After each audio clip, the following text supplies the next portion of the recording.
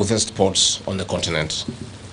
Your assessment of the operations of the port today is also an opportunity to identify areas of partnership with us, as well as understand our strengths to grow your business.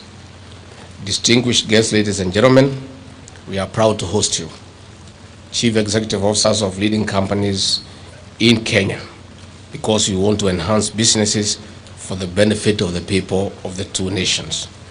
Indeed, France is the fifth largest investor in Kenya, accounting for at least 10% of the total foreign direct and indirect investments, with more than 100 from 87.03 million US dollars in the year 2020. On the other hand, we imported goods valued at 205 million US dollars in the same period. And clearly you can see there is trade imbalance, which your visit here this afternoon seeks to address. Under the Kenya Kwanza plan of transforming the country, we are working on reforms in some key sectors, including coffee and tea. Our ambassadors and heads of missions across the world have been tasked to market our products as well as seek new markets and investments, and France is no exception. And indeed, the wider European Union and international market. With tea and coffee being our leading agricultural export, ongoing reforms will result into more production. As external markets for Kenyan productions grow, there will be more demand for service from CMA CGM, a shipping company that has a firm establishment in Kenya.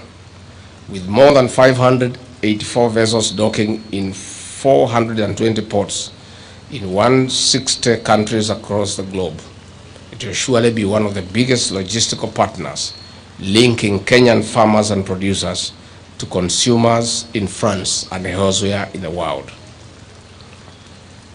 Your Excellency the Ambassador, distinguished guests, ladies and gentlemen, on May 30th, 2019, Africa opened a new chapter in trade following the coming into force of the African Continental Free Trade Area Agreement. The first transaction under the trade pact took place in January 2021. This pact exposes Kenya to a market of over 1.3 billion people on the continent. As you may be aware, Kenya has already sold tea to Ghana under this framework, and Kenya seeks to enhance its trade ties with the continent. The tentacles of CMA CGM are critical, hence the need for closer links and partnerships in penetrating the new business frontiers and markets. Your Excellency the Ambassador, distinguished guests, ladies and gentlemen, over the last decade, Kenya has rapidly developed or improved its transport infrastructure to ease movement of people, goods and services within the country and beyond. The Lamu South Sudan Ethiopia Transport Lapset Corridor is operational, linking Kenya to the surrounding countries, including the Democratic Republic of Congo, DRC, which recently joined the EAC. CMA CGM shipping line has already processed more than 60 transshipments through the Lamu port. This is progress, and it is important for us to identify investment opportunities for public and private partnership to full realization of the LAPSEC. President William Ruto, during his visit to Paris in January, held talks with his counterpart, President Emmanuel Macron, on enhancing trade ties between the two states. The companies here and across the East African region have a starting point in crystallizing down to various investment projects, including the blue economy. Distinguished guests, ladies and gentlemen, as I conclude, I want to assure you that President Ruto and the rest of us are friends of investors. We are progressively opening the business environment to ensure a win-win situation of foreign investors and the people of Kenya. I want to thank you. Asante sana. So I want to extend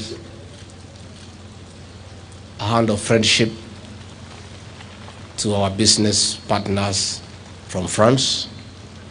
Please, this is your country. We have people who are very hospitable, and we want to invite you to come and invest here. Where you are in Mombasa, we have beautiful beaches and is a holiday destination. So as you make money here, also spend most of the money here so that you can leave it with us here. So I want to invite you to come and invest here so that you can help us grow our economy and create employment for our young people. The Ruto administration has created a good environment for business. We have instructed our officers across government to do away with red tape and bureaucracy and make it easy to do business in this country. We have made very serious reforms in this port of Mombasa. We have put in a new board of directors to inject fresh ideas, passion and energy into the affairs of this port. The board, in his own wisdom, has recruited a new managing director, Captain Ruto, who has a proven track record of performance. And we have asked the new board, and we are happy that his appointment has been well received by all stakeholders, from the dock workers union, the shipping lines, clearing and forwarding agents, the workers themselves. We are happy that the board did a good job to pick somebody who has gained acceptance within a very short time. And we are pleased to note that you, the owners of this ship behind us, have confirmed to us that since he came on board, there has been a lot of efficiency around the operations of the port. And we are challenging the new management to even do much better and to make this port the destination of choice in the African continent, so that anybody who wants to do business, to bring goods anywhere in Africa, finds the port of Mombasa as the destination of choice. Ours as a government is to assure the new management and the managing director of our support. We'll support you, whatever changes you want to make, whatever programs that you have in terms of seeking out projects on public-private partnership of our government, because we want this port to be very efficient and we want to increase the volume of business so that eventually we can also increase the number of people employed in this port. So we want to say we are very happy, and our French brothers, stay a while in Mombasa, don't go away too quickly. We want you to leave us some French francs so that we can improve our foreign exchange reserves. And I'm sure our people here are very hospitable. I know you already know that. So I want to say thank you very much. Ambassador, it's always a pleasure. And I really want to thank you for the boreholes you have agreed to sink.